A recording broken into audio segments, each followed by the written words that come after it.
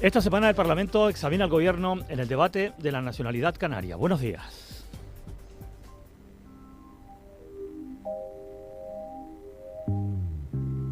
Solo ilusiones, sueño, arena y coral. Hombres libres, tribus, luz, sol suave por hogar. Olvidando el tiempo, el espacio, el andar. Conté del diablo libertad.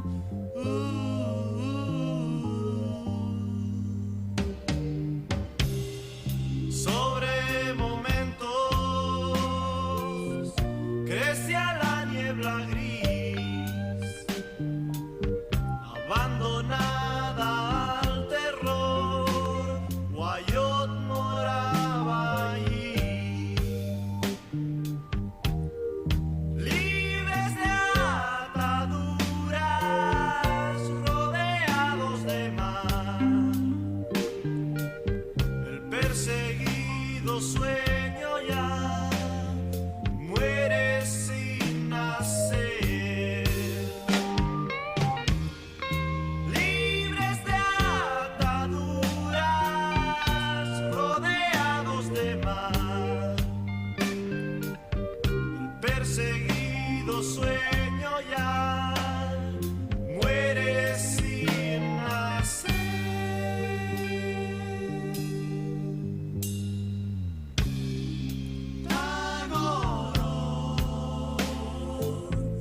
Culto y reunión.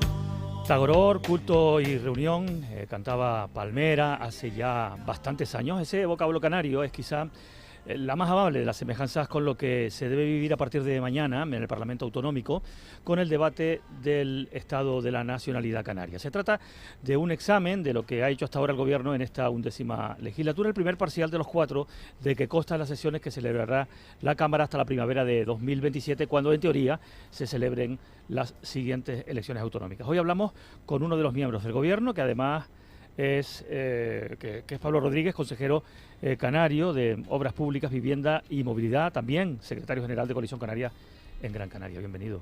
Muchas gracias, un placer, buenos días a todos. Bueno, en el debate de la nacionalidad que empieza mañana tendrá que hablarse mucho, supongo, sobre la falta de vivienda, uno de los problemas que más importa a la población. ¿Cuál será el punto de partida que planteará el presidente Fernando Clavijo sobre esta cuestión? Bueno, estoy convencido que será uno de los asuntos que ocupe gran parte del discurso del presidente y además de todo el debate en los próximos días, entre otras cuestiones porque efectivamente es uno de los asuntos, la vivienda y el acceso a la vivienda, que más preocupan hoy en día a los canarios y a las canarias. Y este gobierno, desde el primer minuto, se lo ha tomado muy en serio, ha priorizado todas las políticas en el marco de vivienda y pues ha tomado decisiones importantes. Lo primero es que hay que recordar que tenemos un plan canario de vivienda vigente hasta el año próximo, hasta el 2025, que tenía un periodo 2020-2025, un plan canario de vivienda que aprobamos todos en el Parlamento, es decir, todas las fuerzas políticas de la pasada legislatura, y que efectivamente estamos en la etapa más importante de ejecución del plan, porque hemos hablado mucho de vivienda, pero construir vivienda pública se ha construido bien poco, y eso es uno de los elementos que creo que será importante mencionar y poner bastante énfasis, así como lo que ha hecho este gobierno en esta legislatura. Por un lado, a finales del pasado año, aprobar un plan de choque en el ámbito del Instituto Canario de la Vivienda, con el objetivo de dotar de personal y recursos a un instituto que se ha ido mermando a lo largo del tiempo, es decir, que tenía en torno a 70 plazas vacantes, que eso hacía precisamente que la ejecución del Plan Canario de Vivienda fuese menos eficiente, y el plan de choque lo que va a ir dotando es precisamente de recursos humanos y materiales al instituto. Eso se aprobó por Consejo de Gobierno en octubre del pasado año. Y este año ya, a comienzos de este año, pues el decreto ley de medidas urgentes en materia de vivienda, un decreto ley que ya está en vigor, que tiene un ámbito amplio y ambicioso de actuación, que entre otras cosas facilita la construcción de vivienda pública, que creo que es lo prioritario, pero también apuesta por la construcción de vivienda protegida en todos sus términos, tanto de promoción pública como promoción privada, incentivando también al sector privado a ser parte de la solución a uno de los principales, como digo, problemas que tiene hoy Canarias. Ese es el punto de partida y el balance, ¿no?, de estos meses que no son, que no llega a 8 meses, pero que desde luego la vivienda ha ocupado un espacio muy importante. Vamos a diseccionar desde luego este decreto y un poco todo lo que viene por delante durante a lo largo de la entrevista. Gran parte de ella la vamos a dedicar a esto, pero antes déjeme que le pregunte también por esa decisión que no sé si es polémica o no, pero me gustaría darle oficialidad por parte de Puertos Canarios de pedir a Salvamento Marítimo que no recoja, que no deje migrantes en los puertos canarios, los puertos que son ámbitos de la comunidad autónoma. Entre ellos está La Restinga, que es uno de los que más recibe en este momento, pero hay otros puertos, como usted sabe, más de Puertos Canarios que también son susceptibles de recibir migrantes o de recibir a Salvamento Marítimo cuando los trae remolcados pues hacia la costa.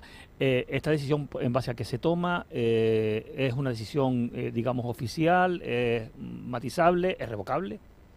Bueno, creo que es matizable, es decir, y creo que el director de puertos lo ha ido matizando a lo largo de los últimos días.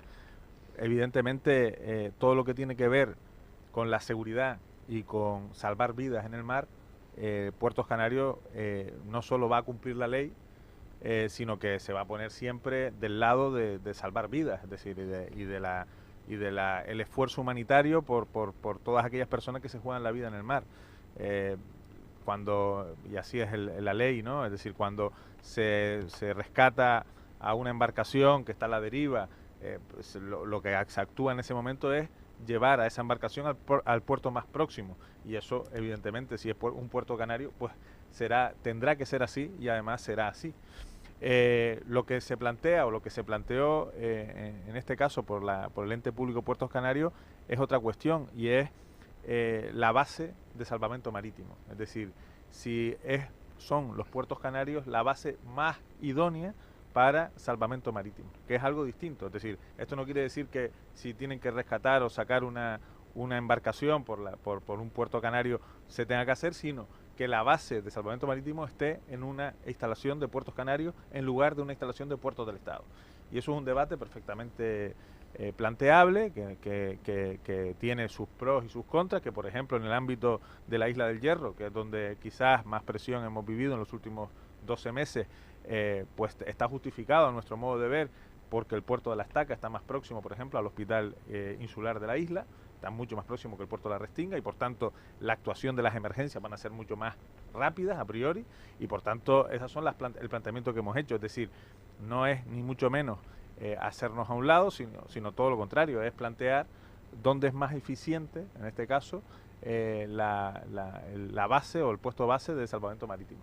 Y es un debate que no queremos polemizar más allá. Yo creo que es una cuestión que ya se planteó en el Consejo de Administración de Puertos Canarios por parte de todo el mundo, y que lo que se hace es, explorar en el ámbito del diálogo que tenemos con el Estado, si el salvamento marítimo está mejor en el puerto de La Estaca o está mejor en el puerto de La Restinga. Pero bueno, no es un debate nuevo el hecho de que haya, pues en fin, alcaldes o alcaldesas que no vean ni con buenos ojos ni con ojos de ningún tipo el hecho de que haya desembarcos dando una imagen que esos mismos, algunos alcaldes, alcaldesas, Onalia, bueno, por ejemplo, lo ha dicho, que pertenece a su partido, del Ayuntamiento de Mogán, que bueno, que no tendrían por qué estar en el muelle de Arguineguín, y que bueno, que de alguna forma se causa una mala imagen para el sector turístico.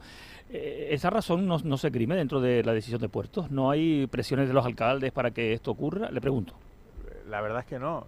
Lo que tanto Onalia Bueno como el que les habla, y incluso Puertos Canarios ahora, planteó y denunció precisamente fue la imagen de Arguineguín, no porque diera una mala imagen al turismo, sino porque se incumplía todos los derechos humanos con unas personas sin duda que estaban durmiendo a ras de suelo. Al raso.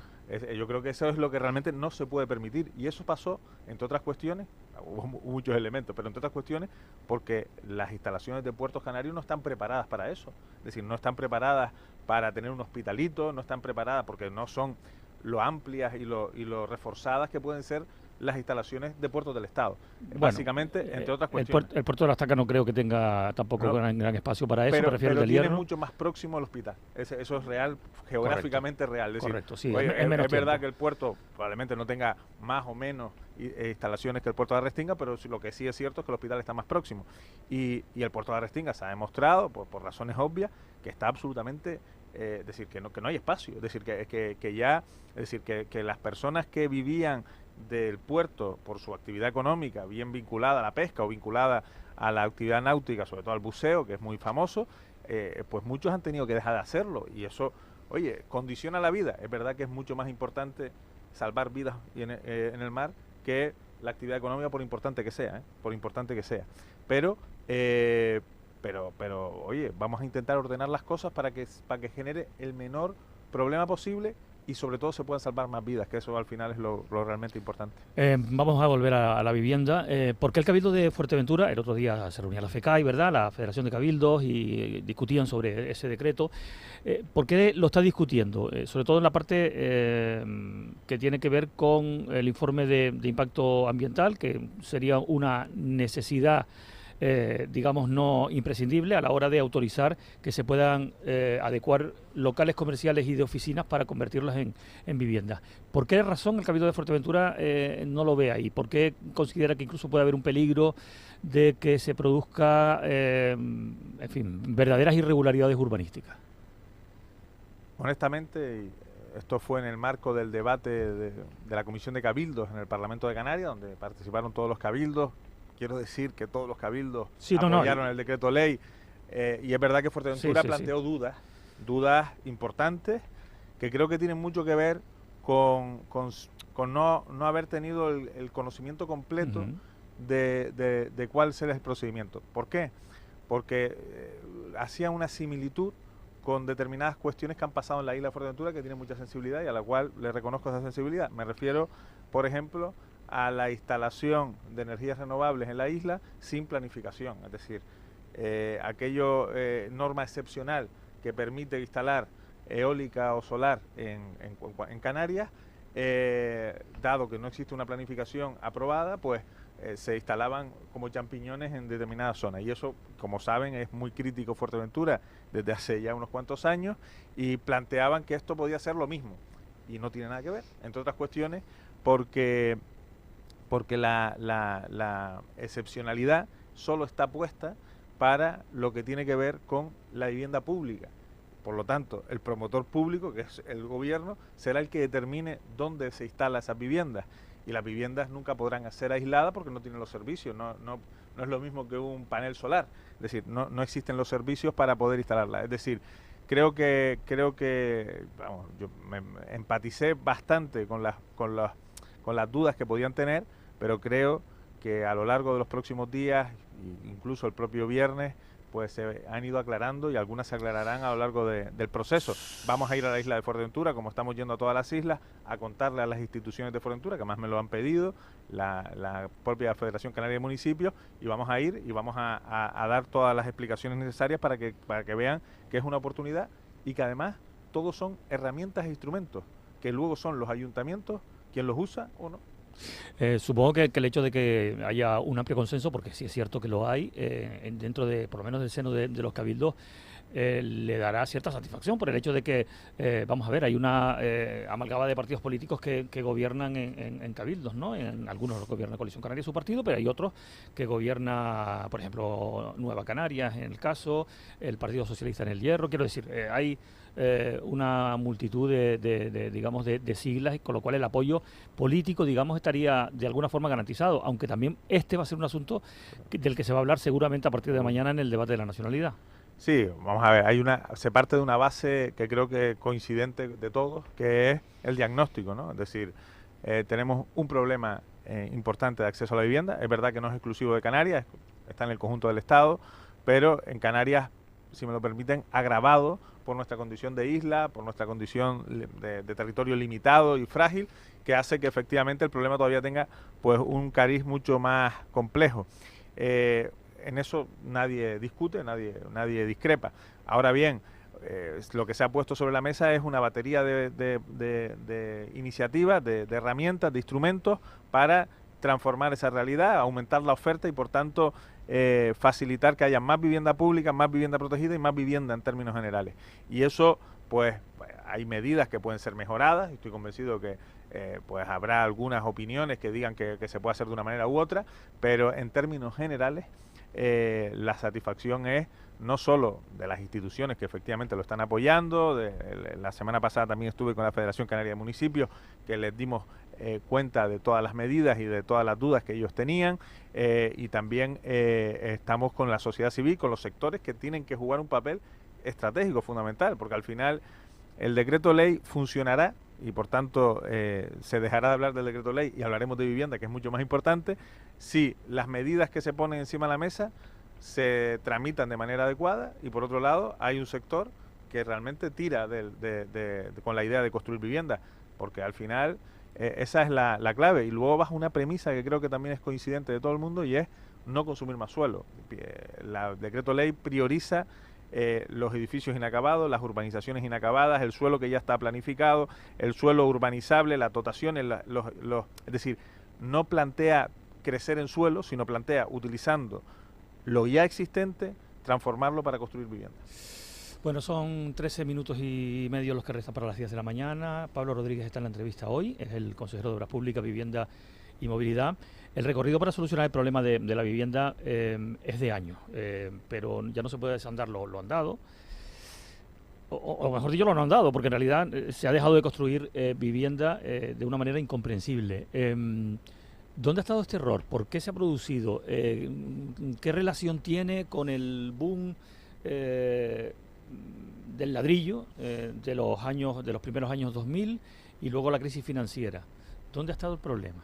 Bueno, es evidente que ha incidido de manera clara la crisis a partir del año 2008 en la construcción de vivienda. Piensen que entre el 2000, los principios de este siglo, y el año 2008 se llegó a construir hasta 30.000 viviendas en Canarias anuales. ¿Y cuántas entre públicas? Públicas y privadas. Es cierto que en públicas el número no era no era extraordinario, pero es cierto que ya 30.000 viviendas daban, porque ahí había vivienda protegida, había vivienda libre y por tanto daban respuesta a la demanda, ¿no? Daban respuesta amplia a la demanda. Al final lo que hay hoy es un problema de oferta y demanda, es decir, la demanda ha ido creciendo a lo largo de estos años, desde el año 2008 hasta ahora hay un incremento muy importante de la demanda y en cambio la oferta ha ido disminuyendo. Entre otras cuestiones, ha disminuido la oferta, primero porque no se ha construido vivienda. Los mejores datos de estos últimos 5 años son 3.000 viviendas al año, entre público y privado, en donde ya demuestra la diferencia, pero ese aumento de la demanda y esa escasez de oferta ha provocado una tensión absoluta del mercado inmobiliario. A eso se le suma la no construcción de vivienda pública ni de vivienda protegida, pues hace que todavía sea más complicado. El decreto ley actualiza los módulos para que ya salga a cuenta construir vivienda protegida, algo que lleva años sin construirse, y después facilita la construcción de vivienda pública.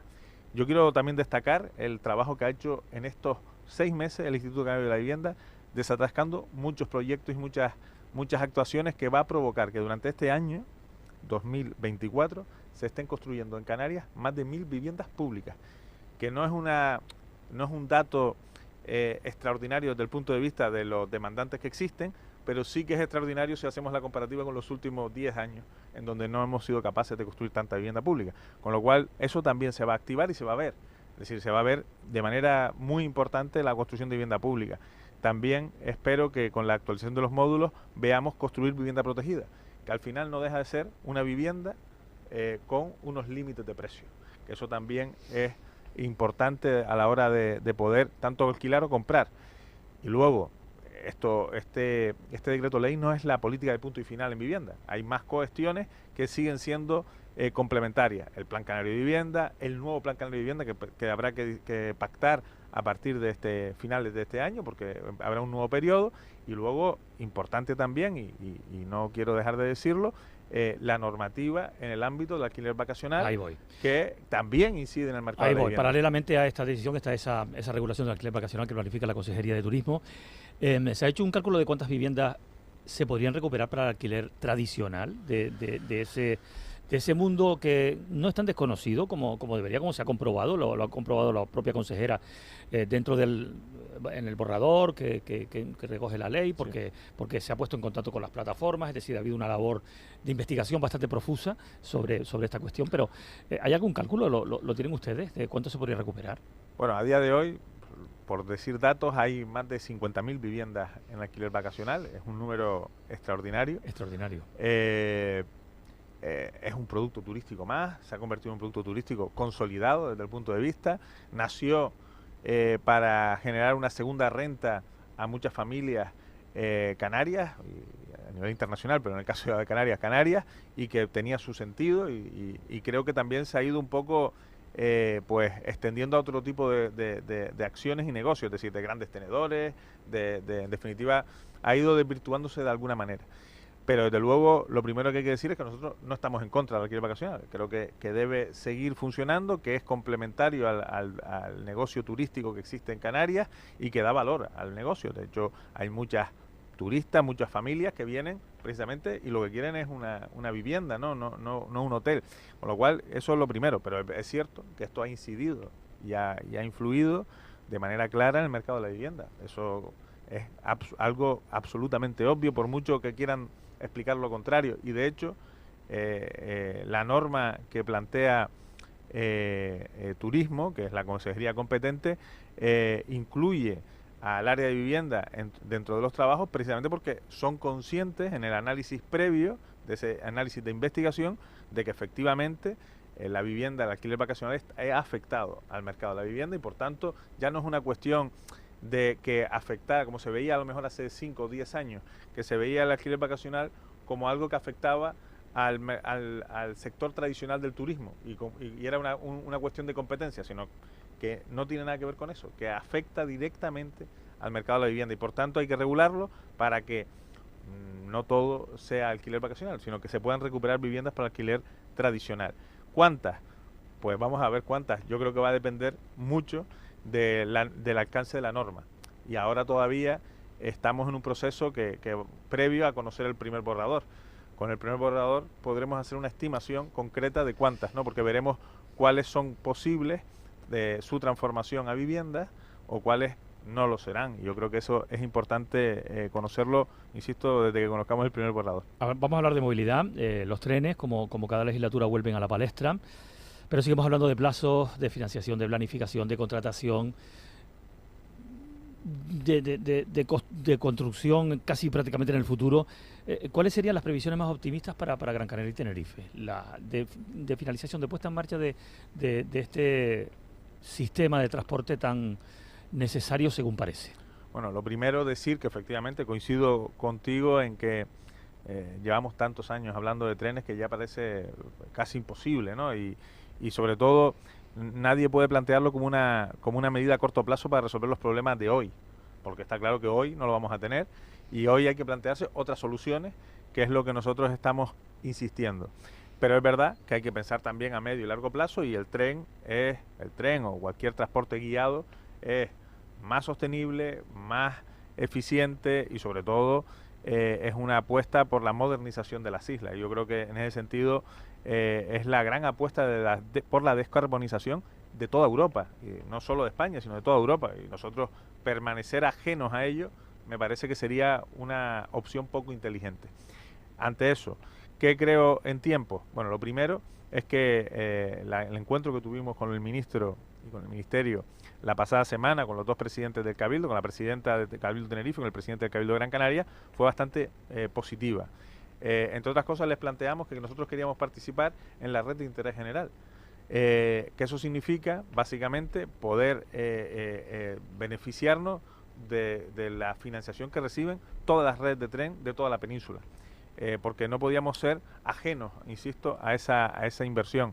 Pero queríamos hacerlo con las especificidades de Canarias, porque al final nosotros no vamos a hacer una red ferroviaria que conecte comunidades autónomas, tampoco queremos empezar de cero, porque ya hay un trabajo muy andado, los proyectos están maduros, hay proyectos redactados, hay prácticamente declaraciones de impacto que van a estar en muy poco tiempo. En definitiva, ese trabajo no lo queremos tirar por la borda, porque ahí los cabildos se han esforzado. Y creo que es importante también decir, que hasta ahora creo que se ha dicho poco, que se va a priorizar tramos y que el primer tramo, por ejemplo, en la isla de Gran Canaria es vecindario aeropuerto y que en Tenerife el primer tramo va a ser entre Granadilla y Adeje, es decir, que van a priorizarse tramos que no van a tener una dimensión de 50, 60 kilómetros y que eso va a permitir la posibilidad de financiarlo. Para que se hagan una idea, y en el caso de Gran Canaria, el tramo entre vecindario y aeropuerto incluye las cocheras, incluye el parque eólico, es un tramo de no muchos kilómetros, pero que se podría poner en funcionamiento, que puede tener financiación europea en breve, porque de hecho han presentado proyectos por 400 millones, y que desde luego hace que podamos ver el tren mucho antes que si nos hacemos el planteamiento de cuándo veremos completa el proyecto del tren instalado, porque es verdad que eso pasará muchos años para poder verlo. ¿Y ese mucho antes cuándo puede ser? Bueno, si tenemos la financiación, el marco de financiación, como la tenemos con el convenio de carretera, es decir, un marco de financiación que no tengamos que negociar anualmente, sino que haya un marco de financiación estable durante años. Tanto para Gran Canaria como para Tenerife, esta legislatura se puede licitar la obra de esos tramos, porque están los proyectos redactados, insisto en eso, y por tanto podríamos ver su ejecución durante esta legislatura. La obra a lo mejor, pues, no somos grandes expertos en conocimiento de obras ferroviarias, pero podrían estar en 3-4 años, podríamos tener un tramo abierto. Tenemos poquito tiempo, pero le quiero preguntar por dos cuestiones, por las dos capitales canarias y obras de carreteras que están pendientes. En Santa Cruz de Tenerife está el soterramiento de la avenida 3 de Mayo y el parque, entre el Parque Marítimo y el recinto ferial. ¿Esto cuándo podría empezar? Si puede ser breve las respuestas, mejor. Bueno, en la isla de Tenerife hemos priorizado varias obras del convenio de carretera. Primero, ampliar la plataforma, la TF5 entre Guamasa y el aeropuerto. Esa va a ser la prioridad en la isla de Tenerife. Terminar Ofra el Chorrillo y ampliar la plataforma en la TF1 entre San Isidro y Oroteanda. Eso van a ser las tres actuaciones que vamos a priorizar, más allá de las que se están ejecutando. Y en la isla de Gran Canaria tenemos también otras prioridades que también iniciaremos en unas semanas. Belén María, el soterramiento de Belén María. Tenemos para adjudicar en próximos días el proyecto de redacción de Julio Luengo y sí, el carril adicional para tratar de desatascar ese nudo. Un carril directo horroroso que accede directamente al túnel de Julio Luengo, y luego también tenemos varias actuaciones en la Gran Canaria 1 que ya vamos a tener proyecto y podremos priorizar a lo largo de este año. No, le pregunto por el soterramiento de la avenida 3 de Mayo entre el Parque Marítimo y el recinto ferial, porque el alcalde José Manuel Bermúdez de Santa Cruz de Tenerife ha dicho que bueno, que le encantaría que esto pudiera estar a final de su mandato, al final de su mandato de este año, es decir, de aquí a 3 años, que se empiece, pues por lo menos esta actuación, que también acabaría con un nudo también de tráfico muy complicado. El propio alcalde presentó como es diputado también, presentó una enmienda a los presupuestos generales de la comunidad autónoma para la redacción de ese proyecto, y nosotros pues estamos en la tarea de poder redactarlo y por tanto que sea también una de las obras prioritarias. Y además ha sido, insisto, a través de una enmienda que presentó el propio Bermúdez en los presupuestos de este año 2024. Y por último, le pregunto por Fuerteventura y por el eje norte-sur. Se lo pregunto porque cada vez que bueno, es una obra que se eterniza, no tanto como la de la aldea, pero va camino de ello, porque es verdad que es tremendamente larga, porque une los dos extremos de la isla más larga del archipiélago, pero es verdad que da la impresión de que la ejecución es excesivamente lenta. Bueno, son muchos tramos. En mi anterior etapa como consejero tuve la suerte de abrir 2 tramos importantes, uno en el sur y otro el que lleva de Caldereta a Corralejo, que se abrieron en mi anterior etapa. Ahora estamos muy avanzados en el tramo que va de Caldereta al aeropuerto, con lo cual la circunvalación, es decir, el eje norte-sur, se completará desde el aeropuerto hasta el norte. Eso yo creo que será una buena noticia, y eso lo vamos a ver esta legislatura. Y durante este año 2024 vamos a licitar el tramo más difícil, que todo el mundo ha reconocido, más complejo y más difícil, que es el que va del aeropuerto hasta Pozo Negro, que es hacia el sur, del aeropuerto hacia el sur. Y ese tramo, entre otras cuestiones y otras singularidades, va a llevar el primer túnel de la isla de Fuerteventura. Con lo cual va a ser una obra compleja de más de 140 millones de euros, 150 millones de euros, que se va a licitar durante este año 2024. Pablo Rodríguez, muchas gracias por venir a la radio pública. Gracias a ustedes, un placer. Buenos días. Perseguido sueño ya.